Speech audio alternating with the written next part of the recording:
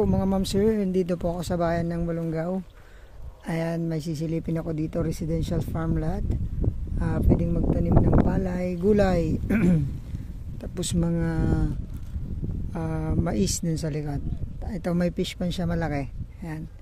Ito po yung umpisa ng lupa natin. 1 hektarya po to ma'am.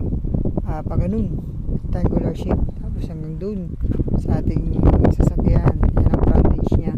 Tapos ito na ganyan, nakuha po isa pong property to. Kasama po sa property to mga maliit na part dito. Tapos pag ganun po siya. Ayan.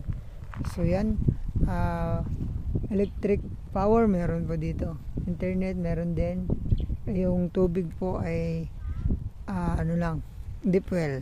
Ayan. Maluwang po yung fish pan nila, ipasukin natin mga ma'am sir. Ayan, napaganda po nito dahil from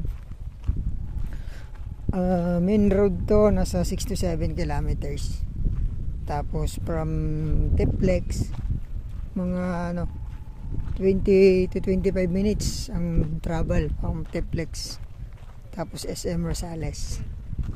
Napaganda po itong gawing farm. Bakasyonan. Ito po yung property, nakabakod na rin po. Tapos ito natin fish pan. So may bahay dito, kasama na rin po yan yung bahay. May mga tanim na ipil, sayang wala lang mga mangga ata. Tapos milina, iwan ko kung kasama po yan. Ito pong bahay malit lang. Ginawang lang, talagang bahay lang ng magbabantay sa mga tanim. Ito tawag dito umbrella tree. Tingnan natin yung fish pan.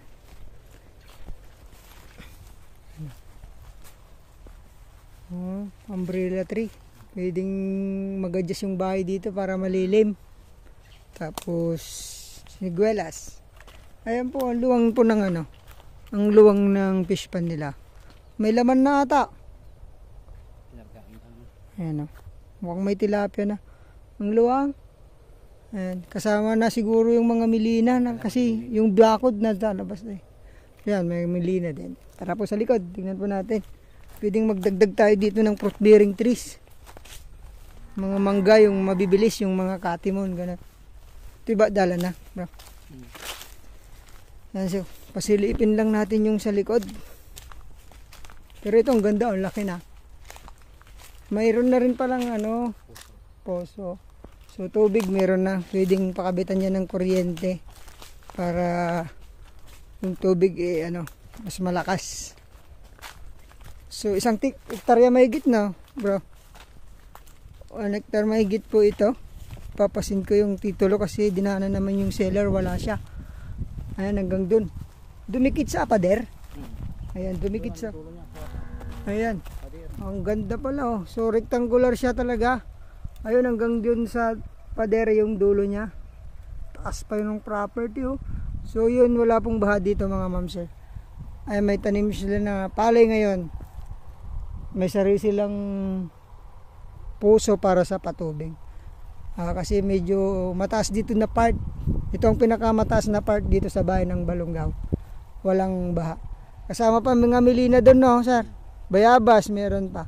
So pwedeng gamitin na yan pang umpisa ng kung gusto mong dito, mag-alaga ng hayop, pwedeng gamitin pa tayo ng kubo.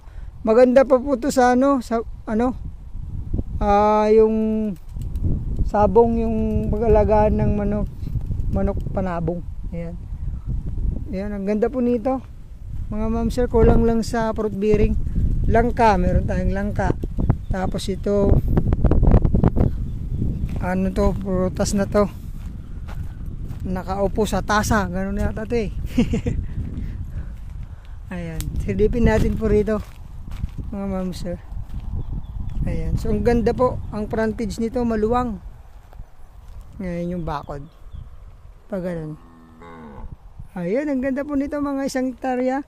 Frontage nito mga 30 to 35 meters. Maluwang.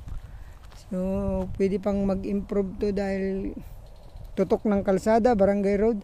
Actually, provincial road yan. Dahil bakit ko nalaman mga ma'am sir, ay naglakad po kami ng capital gain tax, yun ang lumabas. Along kuan na po yan. Provincial road. Ayan po yung kabuuan ng property mga ma'am sir. Sana magustuhan nyo. Along Barangay Road, 2 to 3 hours from Manila. Mas less pa. Titled property mga ma'am sir. Ang price lagay ko po sa description box kasi kakausapin ko yung seller mga ma'am sir. Ito po. Meron silang reservo pala ng tubig oh. No, bro. Reservo ng tubig. Sile. Ayan. Ito yung bahay. Pwedeng tirhan na to. Kunting lang. Kasama na po ito. Tanungin na lang natin yung price niya bro. Ayan. So yun, thank you. Ingatan po kayong Panginoon. God bless po.